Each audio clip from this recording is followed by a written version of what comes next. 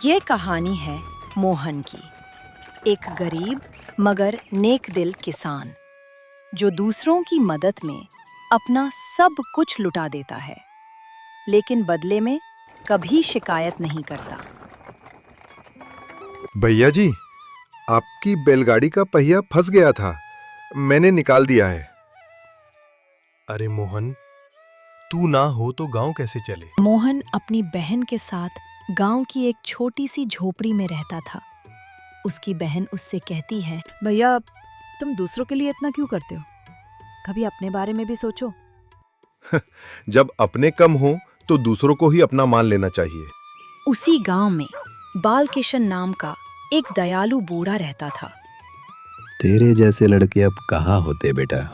नहीं काका, अच्छे लोग भी होते हैं। हर गांव में एक मोहन होता है और एक श्याम सुंदर भी, चालाक, लालची और सत्ता का भूखा। श्याम सुंदर मोहन की जमीन हड़पना चाहता था। वो अपने लड़के से कहता है, मोहन की जमीन पंचायत के नाम पर ले लो, नकली दस्तावेज बनाओ, फिर वहां मंडी बनवाएंगे। और जो विरोध करे उसे चोर बना दो। रमा को गांव वालों से सरपंच की चाल का पता चलता है। वो घबराकर कहती है, ये तो बहुत बड़ा धोखा है, मुझे मोहन को तुरंत बताना होगा। भैया, सरपंच जी आपकी जमीन पर कब्जा कर रहे हैं। ऐसा कैसे हो सकता है? न्याय के लिए पंचायत जाऊंगा, अगर मैंने गलत नहीं किया तो डर कैसा? अगले दिन मोहन को पंचायत में बुलाया जाता है, जहां पर श्याम सुंदर पहले से ही मौजूद होता है। मोहन जैसे ही पंचायत में पहुंचा, श्याम सुंदर ने एक नई चाल चली। इस बार बात जमीन की नहीं बल्कि इज्जत की थी। मैं तो चुप था, लेकिन अब नहीं रह सकता।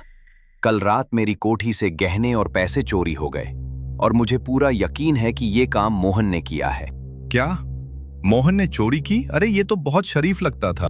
पंच बिना कुछ सुने ही मोहन को दोषी करार दे देते हैं। पंचो, मेरे भैया को मत बदनाम करो, वो कभी चोरी नहीं कर सकता।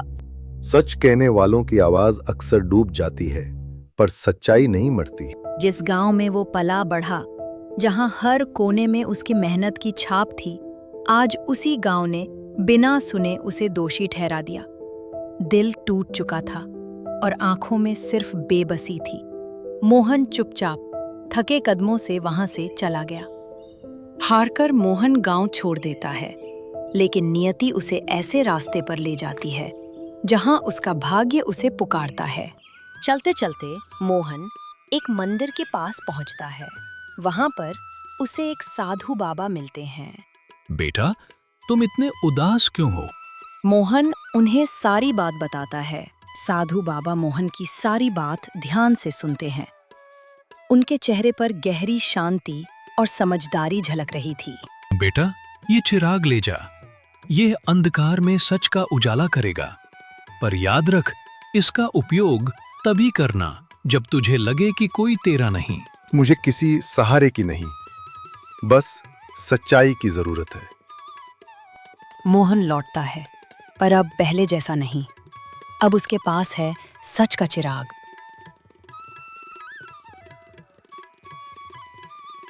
भैया, आप वापस आ गए?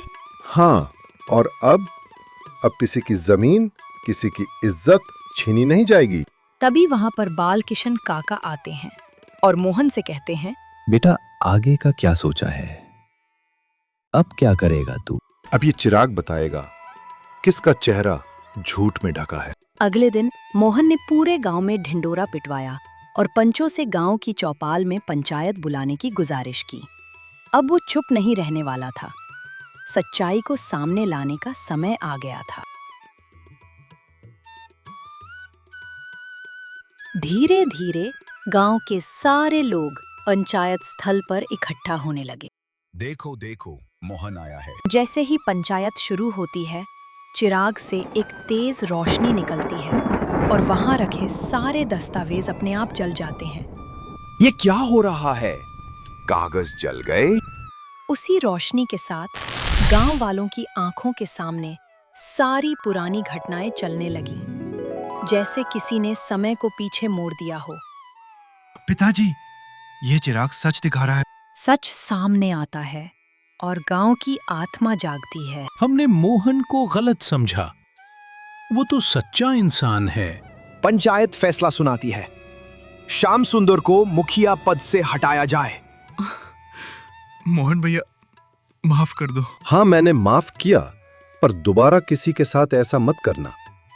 सच्चाई के रास्ते पर चलने में देर लगती है, पर मंजिल मिलती जरूर है। मोहन अब गांव का नया मुखिया है, लेकिन जीवन अब भी उतना ही सरल और सच्चा है। भैया, अब माँ पिताजी की आत्मा जरूर खुश होगी। मैं बस यही चाहता हूँ, गांव में अब कोई और मोहन बेइज्जत ना हो। अब इस चिराग को गांव के मंदिर में रख दो, ताकि जो भी सच की तलाश करे वो अंधेरे में न भटके। सच का चिराग बुझाया जा सकता है, पर उसकी रोशनी कभी बंद नहीं होती।